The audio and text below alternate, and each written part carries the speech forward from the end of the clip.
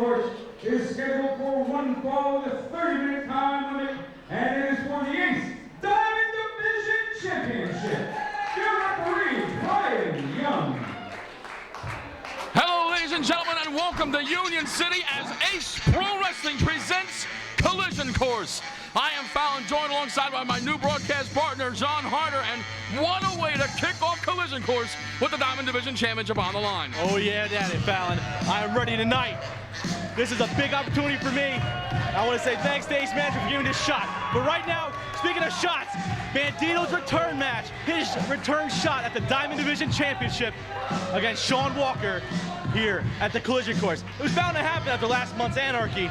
But let's also point out the most important detail. It did come out that this match is a result of the challenge issued by Bandido Jr. out of pure frustration after being defeated by Shawn Walker, the reigning Diamond Division champion, last month right here at Anarchy. But the most important detail, Shawn Walker is about to walk through that curtain without his insurance policy, without his hired muscle. He is coming out here alone without Dover, thanks to the challenge. Thanks for basically being called out by Bandido Jr. last month. Well, Bandido, in I guess you can say nice terms, basically said that Walker cannot win without Dover. That is basically the bottom line, and Walker's track record just kind of proved that. He called Walker an itch with a B in front. And you see right away, the mental frustration already showing on the face of Shawn Walker. Normally he's got his muscle, he's got Dover behind him.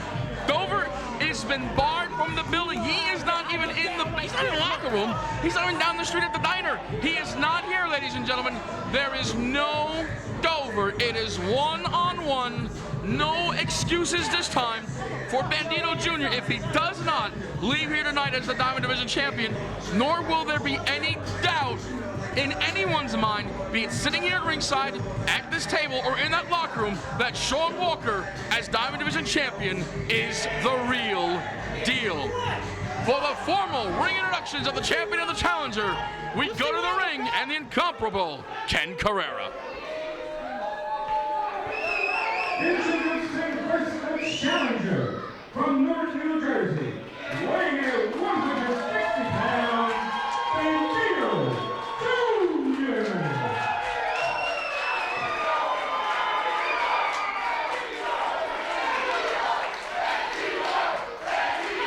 Shades of last month, the fans solidly behind the challenger.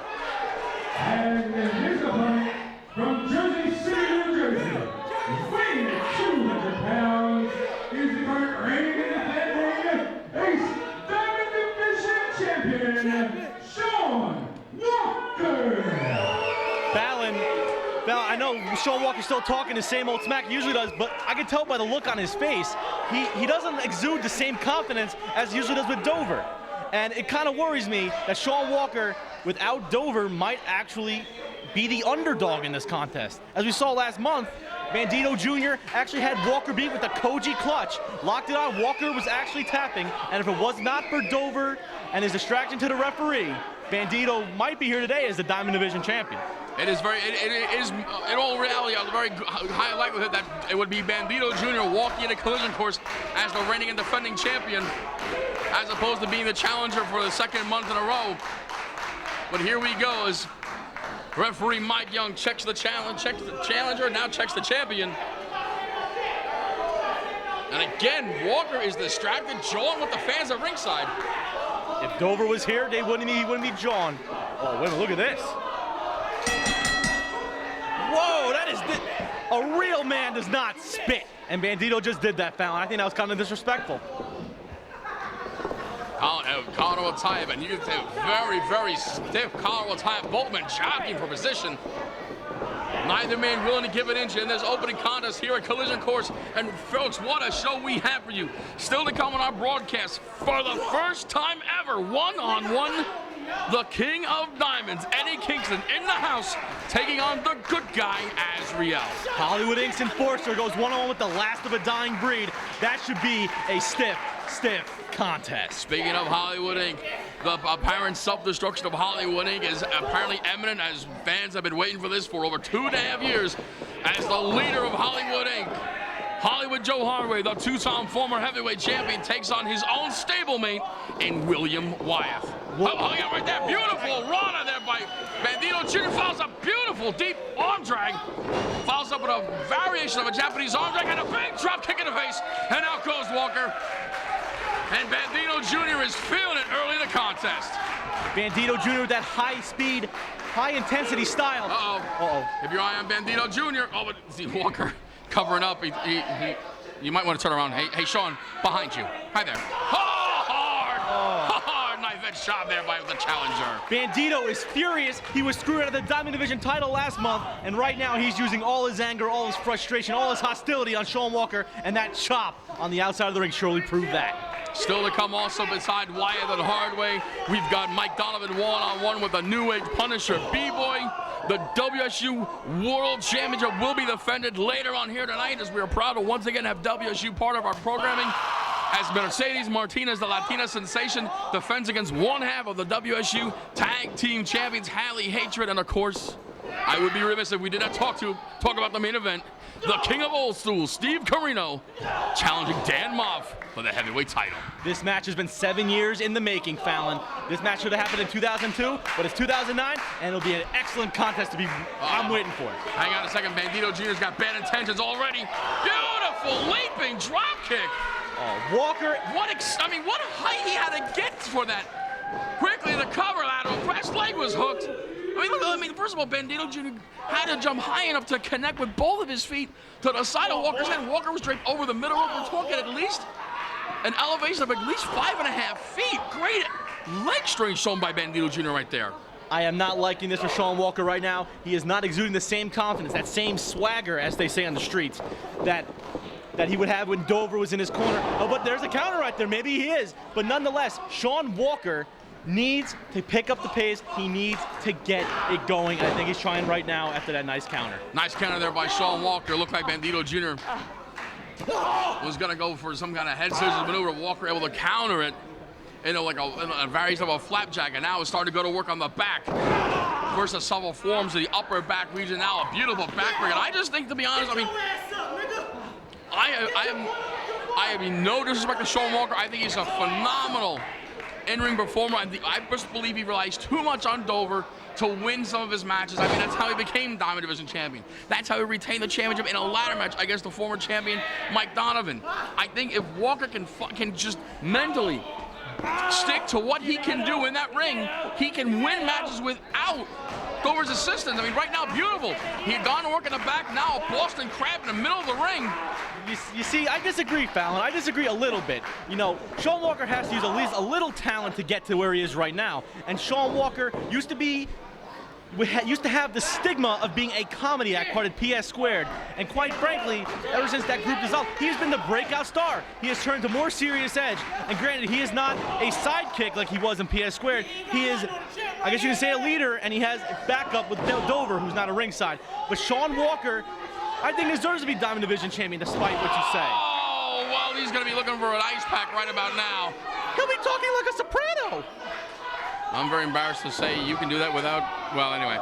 Let's not get started on that, Fallon. Walker went to the well one too many times, looking to further do more damage to the lower lumbar region of Bandido Jr. Yeah, English, caught. Layman's terms, please, Fallon. What was that? Oh, nice spine buster. The lower umbar, what was that? Who? The lower umbar, what'd you say? I don't know what that means. Lower lumbar, lower back. Okay, I'm being serious. Like, I'm a nerd, but I'm not that smart. And there's a cover and a kick out from Bandido showing his toughness. I'm a word nerd, you're a tech nerd. We're gonna get along just fine. I hope. If not, one of us is not gonna be here next weekend. Well, sorry, Fallon. Hey, wait a minute. No, but anyways. Meanwhile, Bandido Jr. pops right back up, trying to create some offense, but Walker cuts him off, driving him into the corner with a series of shoulder blocks. Now that's the and now, not to cut you off, this is a smart thing. Now Bandido Jr. turned around and a couple shoulder blocks, this time to the lower back region, the lower lumbar, as I said. Walker going back to the well, going back to what he's been attacking, and that's the sign of a very smart wrestler. See, the toughness of Shawn Walker is eminent right here within this contest. He's doing, actually, believe it or not, despite the beginning of the match where it looked a little rough, I think he's starting to get that swagger now. Hang on, keep Splash Mountain. Oh, no, Splash Mountain countered into a Rana. Good grief, I thought Bandido broke his neck, but thankfully turned over just in the nick of time and got the Rana. Spectacular move by Bandido Jr. Unfortunately for Bandido, he suffered so much punishment to his lower back that he's not able to follow up with an immediate cover. And just remember, the lower back sets up for his finishing maneuver, Fallon. The move he goes to most, his go-to maneuver, that version of a driver with a pump handle. Referee Mike Young up to 8. There's 9 of, all right, well, Bandido's back up his feet as is Walker. Had he gotten to 10, and neither men were back to his feet, this one would have been, unfortunately, a double count out. It's just not what these fans want to see, and it certainly is not what Bandido wants. Absolutely, Fallon. Absolutely. Bandido wants to be Diamond Division champion so bad. He craves. Oh, wait a minute. Wait a minute. Face first. Oh! Well, we don't even know how to call it. 1, 2. No, Walker. Walker able to kick out. Bandido told Walker something not nice that we can't repeat on the air, and he nailed him with a sweet super kick, but got a 2-count Walker at the last possible second. That's the toughness again that Walker's exuding right now to prove his toughness without Dover. Walker's showing a lot of heart, but look as he pops right up. Yeah, there's the ghetto buster out of nowhere. Could be it here, Fallon. That's always his coup de grace. There's 1. There's 2 scoops of chocolate. Into the cover. 2, 3, and 3. No. Bandido Jr. able to dig out and get a 2 count. It might not have been 31 scoops, but the 2 scoops almost got it done tonight. But it did not. Baskin-Robbins reference, sorry. Yeah, we got it. Nice counter there by Walker, by Bandido. Could it be that? Could he be looking for that coach? I thought he might be looking for that Koji clutch. He is the Koji clutch. There's the Koji clutch. And Walker's in a bad position. He's not going to be able to reach those ropes. There's no Dover to distract the referee like last month. Will Walker have to tap? We can see Walker doing a smart thing, trying to turn the hips and alleviate some of the pressure from the Koji clutch. And maybe trying to reach the ropes, and he does. Oh, Walker watched the tapes from last month. He definitely. The referee doesn't realize it. Wait a minute, now he does. The referee has to be on the ball there, Fallon. He has to see that Walker's foot was on the ropes. Walker definitely watched tapes from last month when he was locked in that Koji clutch and subsequently tapped out without the referee's knowledge. This time,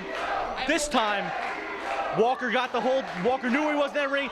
Great ring knowledge there from Shawn Walker. Irish Hypno reversal by the champion. Bandido, oh, beautiful counter from Walker. He thought the Rana was coming. He shoved him right off. He's doing the, oh, wait a minute, cross arms. Cross arm power bomb. This should be a 1, 2, and no. Wow, that was close, Fallon. That was close. I thought the referee counted 3. That hand was millimeters away, and Walker doing a smart thing, going for it again. A second cross arm bomb. 1, 2, will it be enough? No, it's not. Not again. Wow, Fallon, I thought it was over after 1. He got out after 2 cross-arm power bombs with a sit-out. Good grief. I don't think Bandido's got anything left in the tank. He's going for number 3. Walker's going to make sure, but he's going for a 3rd one, but Bandido counters. There it is. There's that driver, Fallon. Could it be it? 1, 2, no, lackadaisical cover, but wait a minute. Koji clutch. He lackadaisical covered intentionally. He's in the middle of the ring. Walker's got nowhere to go, Fallon. Can he get to the ropes again? He tapped. He tapped. We have a new champion. We have a new champion.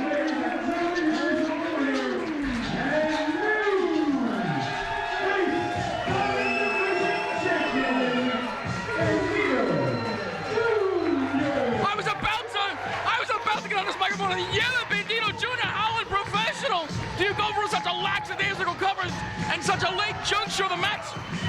But what did he do? He did it intentionally so that when he did kick out, the momentum would roll Bandido back into the Koji clutch, and Walker had nothing to do except tap out. Fallon, I think the more important story is Shawn Walker actually kind of proved he could not win a big match situation without Dover. That is the telling story, and as we have a new Diamond Division champion, Bandido Jr., congratulations, sir. You have earned it, and the Koji Clutch has granted him the Diamond Division championship.